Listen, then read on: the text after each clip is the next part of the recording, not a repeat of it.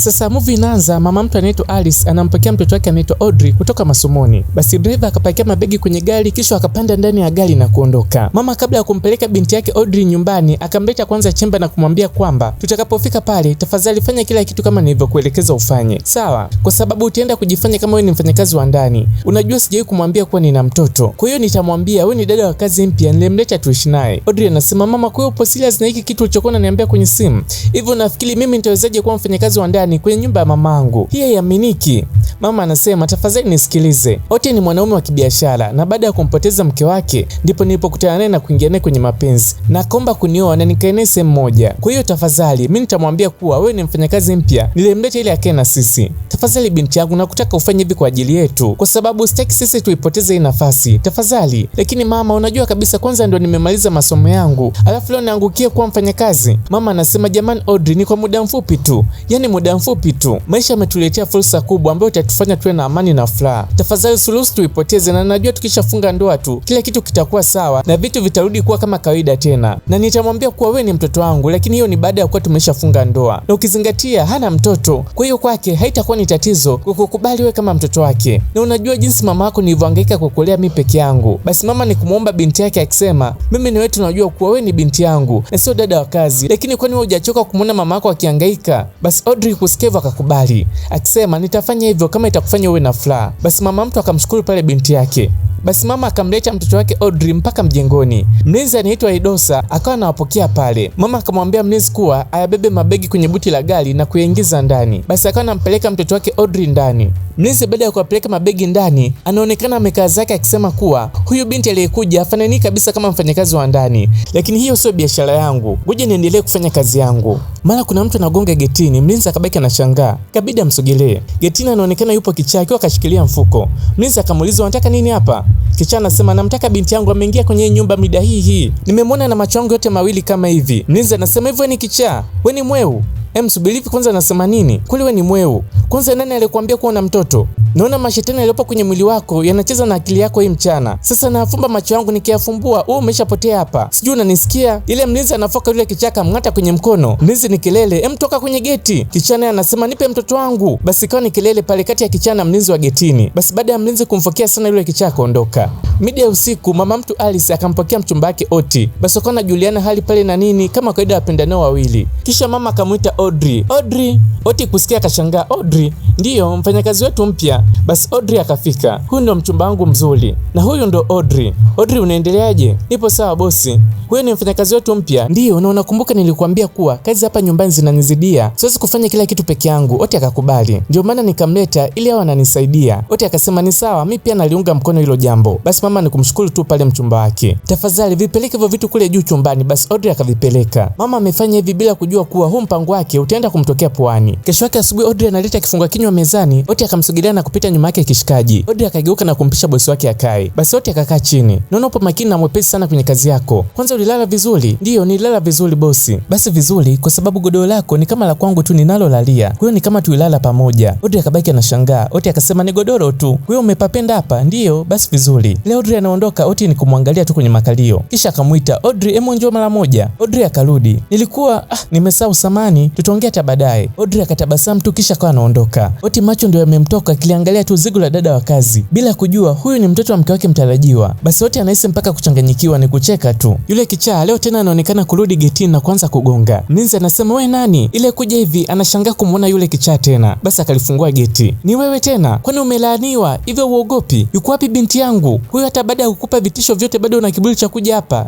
Aya ondoka. Kichaa anasema mimi siondoki hapa mpaka nimuone binti yangu. Kisha akampatia mlinzi mfuko wake. Yaani mimi siondoki hapa. Nimekuambia uondoke kistaarabu na unaanza kuniletea fujo. Kwa hiyo unataka kunijaribu? Mlinzi akaingia ndani. Kichaa anasema namtaka binti yangu. Mlinzi akatoka na panga mkononi, yule kichaa kuna hivyo akakimbia. Mlinzi naye akaanza kumkimbiza. Nisubiri hapo nikuonyeshe. Kichaa kufika mbele akasimama standby. Kisha akaanza kumnyemelea na kumtisha mlinzi kisha akamtimua. Basi kawa ni vurugu pale kati ya mlinzi na kichaa. Mlinzi ni kupitisha panga lake chini, kichaa akazivua ndala zake na kuanza kumtisha nazo mlinzi. Mlinzi naye akamtisha kichaa, basi yule kichaa akakimbia. Mida ya usiku ilipofika, mama anaonekana kurudi nyumbani, lakini akabaki anashangaa. Akamuuliza binti yake, umevaa nguo nguo gani? Audrey akaanza kujiangalia huku na huku. Mama akamsogelea na kusema, Audrey, huwezi kuvaa hizi nguo. Ni mfanyakazi gani wa ndani anayevaa hivi? Unatakiwa uvae nguo ndefu kila wakati. Na sio hivi. Mama, kwani hujatosheka kunifanya mimi kuwa mfanyakazi wako wa ndani? Na sasa unanitaka nianze kuvaa magauni? Mama, kwani haya yote ni ya nini? Yaani haya yote ni kwa sababu ya wewe mchumba wako asijue kuwa una mtoto. Binti yangu nisikilize na kuhitaji wewe unisaidie. Tafadhali kubali hili kwa ajili yangu. Ndani ya wiki chache tu tutakuwa tumefunga ndoa na kila kitu kitarudi kuwa kawaida. Na utapata kila kitu na chochote unachokitaka. Tafadhali. Basi Audrey akaondoka pale kwa hasira. Baada ya kuondoka, mama anasema, natakiwa niwe makini sana kwa sababu wanaume hawawezi kuaminiwa. Palipokucha tu yule kichaa katia timu tena. Basi kawa ni kelele pale baina yake na mlinzi. Mlinzi anataka mbebe amtoe nje, lakini yeye kichaa hataki kutoka akisema, namtaka binti yangu. Vurugu iko inaendelea, mara mama mtu anaonekana kuchungulia. Baada ya kumuona yule kichaa kabaki anashangaa, akisema macho yangu hayataona uchawi. Kwani usi Elon? Akamwangalia tena Amina anasema, Mungu wangu, anafanya nini hapa? Upande wa pili kichaa naye wanawashana moto na mlinzi. Basi mlinzi akawa anamtimua nje ya geti. Mama anasema, anatafuta nini hapa?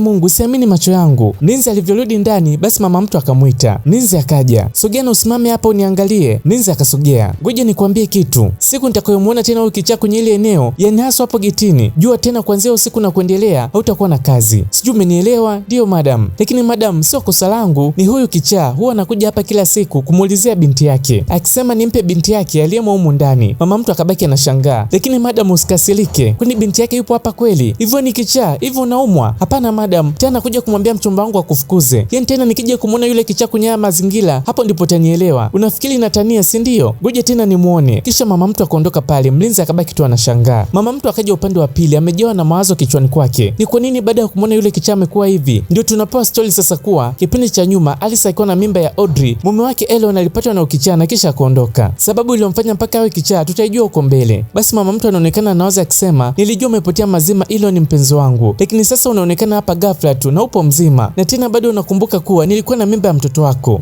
Mungu, umewezaje kuijua hii sehemu? Wale walisema damu ni nzito kuliko maji. Nafikiri anajua kuwa na mtoto. Na sasa anataka kuja kuniharibia furaha yangu ya sasa. Kipindi ambacho nipo kwenye mapenzi mazito na Oti. Hapana Elon. Siwezi kukuruhusu uchukue fursa kutoka kwangu. Nimehangaika sana baada ya wewe kugeuka kichaa. Na Oti ndio tumaini langu la kuwa na furaha tena. Na sitakuruhusu uliharibu hilo. Kwa hiyo unatakiwa upotee. Kisha mama mtu akaingia ndani. Siku inayofuata mlinzi anaonekana analitoa nje dustbin la uchafu. Ile amemaliza kulitoa tu nje hivi na kulisogeza pembeni kidogo. Mara yule kichaa tena anaonekana kunyatia na kuingia mpaka ndani ya geti na mfuko wake begani. Basi akaanza kucheka tu pale. Mlinzi ile amerudi na anafunga geti, kugeuka hivi anashangaa kumuona yule kichaa yupo ndani. Unafanya nini hapa? Yaani sasa hivi tu nimesema nikatupa uchafu, sasa hivi upo hapa. Unatafuta kitu gani? Binti yangu yuko wapi? Nilimuona binti yangu anaingia ndani kwenye hii nyumba ile siku. Sasa Audrey akiwa ndani akasikia sauti ya mtu akiongea kwa sauti akimtaka mtoto wake. La sivyo ondoki. Basi Audrey akasimama na kwenda kuchungulia dirishani. Kisha akaweka mfuko wake chini na kukaa kabisa kimapozi. Hapa ondoki mtu bila mtoto. Mlinzi anasema kama usipoondoka hapa sasa hivi ukiwa mzima na hapa kwa maisha yangu yote, ni mate yako ndio itakayoondoka hapa. Kichaa yupo busy tu kuchungulia. Alafu naongea na wewe lakini bado umekaa chini kama kichaa mkubwa, si ndio? Basi mlinzi akaanza kumvuta kichaa, anasema usishike begi langu. Mlinzi anamvuta tu. Unataka kuliba begi langu? Jamani, anataka kuliba begi langu. Baada ya kelele kuwa kubwa, Audrey akaja pale nje. Kwa nini mnapiga kelele na kuwasumbua watu? Na wewe ni nani? Mlinzi anasema, yani wewe mfanyakazi wa ndani wa kawaida uliotokea kijijini juzi. Leo unaongea na mimi bila heshima. Hivyo ni kichaa? Hivyo unawezaje kuongea na mimi kama hivyo? Na mdomo wako unaonuka na hiyo sura yako inafanana na mkaa kama shetani mweusi. Mlinzi mpaka akajishika kichwa kishangaa. Muda huo Audrey anavunga kusafisha hewa. Yani madam kakutoa kijijini juzi na sasa unahisi unaweza kuongea na kijana wa mjini kama mimi? Sikiliza, ngoja nikwambie. Mbeba upuzi wako ufanyakazi wa ndani na upeleke jikoni. Sasa Audrey akiwa anaongea, muda huo yule kichaa kabaki tu kadua akimwangalia Audrey kwa hisia kali. Basi Audrey naye ni kumwashia mlinzi moto tu. Kichaa akasema, nakujua wewe. Kisha yule kichaa akasimama. Binti yangu? Ndiyo, wewe ni binti yangu. Nilikuwa nakuona ukikua ndani ya tumbo la mamako. Nilikuwa naisikia miguu yako ikipiga mateke kwenye tumbo lake, lakini sikuepo kukuona ukitembea. Hizo siku zote sikuepo, lakini sasa nipo hapa. Nipo hapa sasa hivi na nitakuangalia na kukujali. Mlinzi anasema, nilisema tu. Yeye nyoka hawezi kumzaa kifaranga. Na nina uhakika huyu kichaa anajua anachokiongea. Wewe kweli ni binti yake? Ndiyo, wewe ni binti yake. Kwa sababu haiwezekani bila sababu unakuja hapa na kuanza kuongea na mimi kama mwanamke kichaa. Si unaona mwanaume kichaa na mwanamke kichaa.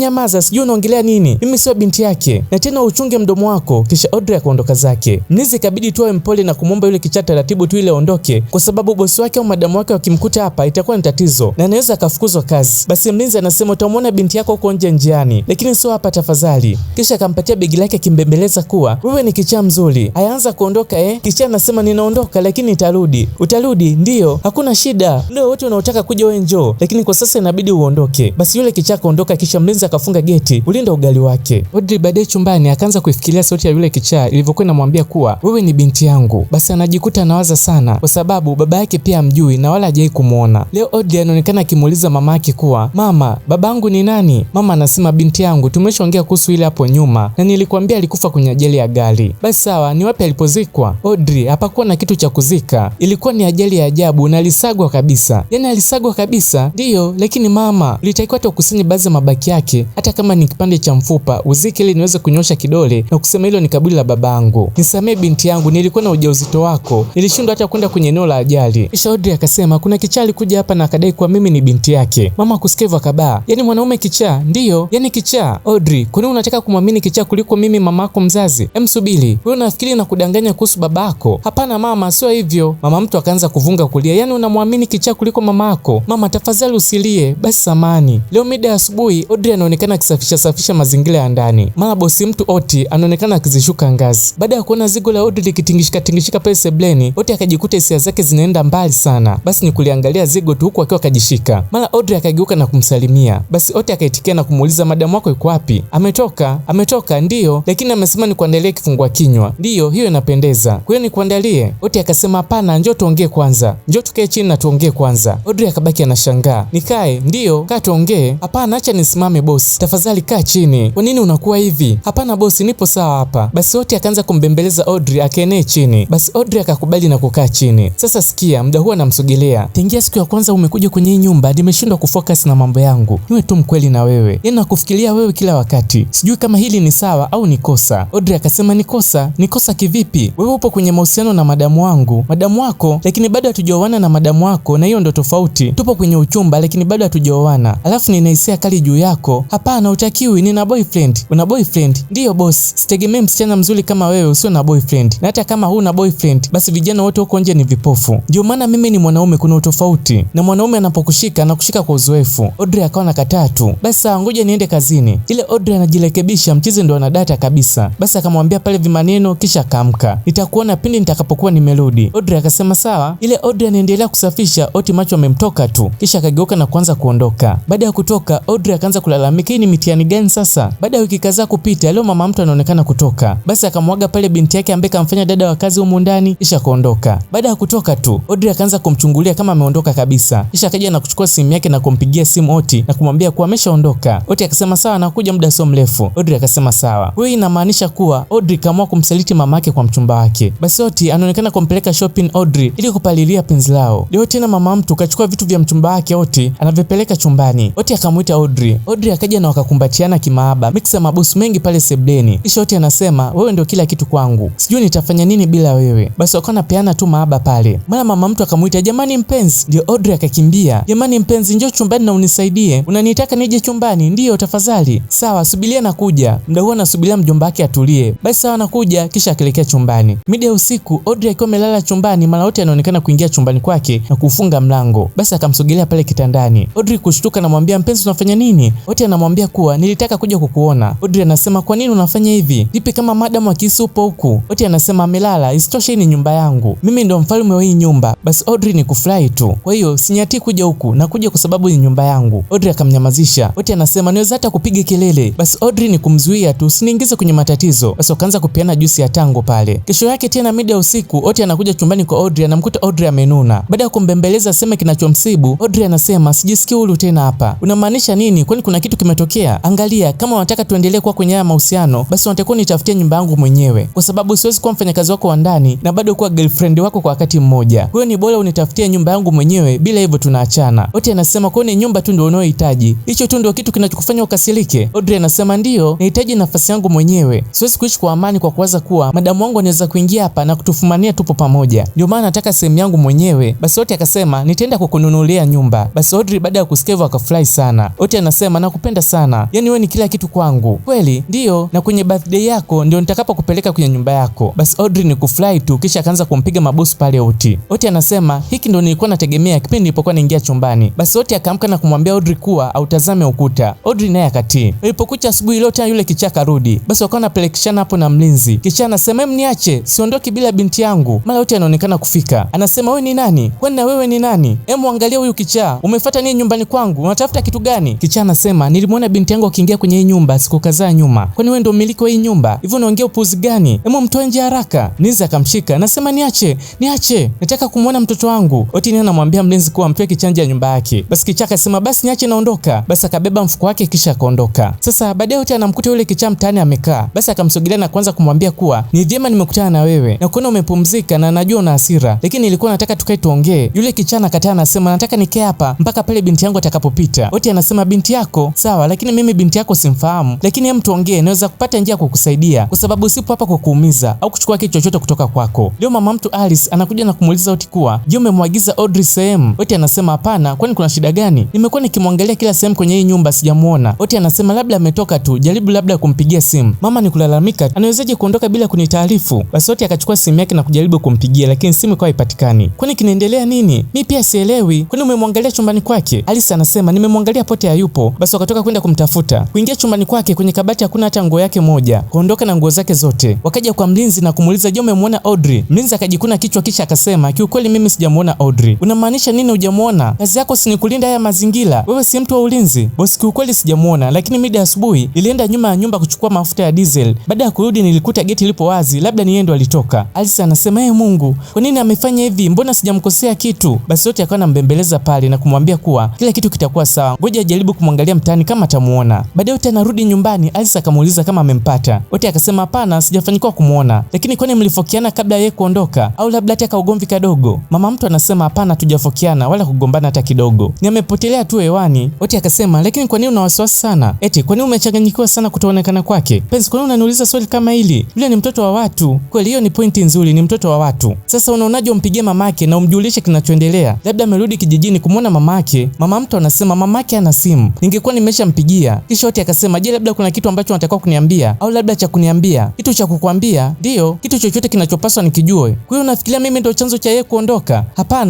Hapana, sisemi hivyo. Oti inaonekana kama ameshajua ukweli mzima, lakini anavunga tu ili mama mtu aseme yeye mwenyewe kwa mdomo wake. Siku inayofuata wanaonekana wamekaa sebleni. Mama mtu bado anamwaza binti yake, sijui atakuwa ameenda wapi. Nifanye nini sasa? Oti akasema nataka kusema ukweli. Mama akashangaa ukweli? Ndio, nilikuwa na mahusiano na Audrey. Mama akabaki mdomo wazi. Najua sio kitu kizuri na nisamee kuhusu hili, kwa sababu sidhani kama ni sawa kubaki nalo mwenyewe kifuani. Kwa hiyo naomba unisamee. Mama akasema nyamaza kwanza. Yaani umekuwa na mahusiano na Audrey? Mama akaanza kulia. Yaani kwa hiyo ulikuwa unanisaliti mimi na mfanyakazi wangu wa ndani? Oti akasema haina haja ya kumuita hivyo tena. Nimeshajua kuwa ni binti yako. Mama ndio akazidi kuchanganyikiwa, akahisi na nguvu ndio zinamwisha kabisa. Ni nani aliyekuambia hilo? Kabla ya Oti kujibu, mara Audrey anaonekana kutokea. Mama anasema Audrey, mara yule kichaa pia anaonekana kutokea, lakini akiwa na muonekano tofauti. Mama ndio amini macho yake, anasema huyu si Elon. Elon, ni lini umebadilika? Ndio tunaonyeshwa alivyokuwa. Kumbe ile siku Oti anamwomba yule kichaa ongee naye ambaye ni Elon, alimpeleka saluni kumtengeneza na pia akamtafutia sehemu ya kukaa. Basi Elon akashukuru sana. Basi Elon akaja kumwambia Oti historia yake na chanzo kilichopelekea mpaka akaja kuwa kichaa. Anasema hapo nyuma aliishi na mke wake kwa amani na upendo na alikuwa na ujauzito wa Audrey. Lakini siku moja vibaka walivamia nyumbani kwao na wakamfunga kamba Elon, alafu akaanza kumbaka mke wake, ku Elon akiona na macho yake mawili. Anasema nilihisi maumivu makali baada ya kuona kuwa sikuweza kumsaidia. Nilikuwa tu namwangalia jinsi wanaume wanne walivyokuwa wanambaka. Hata baada ya kuzimia hakumwacha, na huo ndio wakati akili yangu ilipoanza kuruka. Oti anasema umesema hakumwacha hata kama alipozimia? Elon anasema hakumwacha mpaka pale kila mmoja wao alipolizika. Pole sana kwa aliyotokea, nasikitika sana kusikia jambo hili. Lakini kilitokea nini baada ya hapo? Baada ya hapo nilimpeleka hospitali, lakini lile tukio nilikuwa naliona kichwani kwangu, sikuacha kulifikiria, na kitu cha mwisho nakumbuka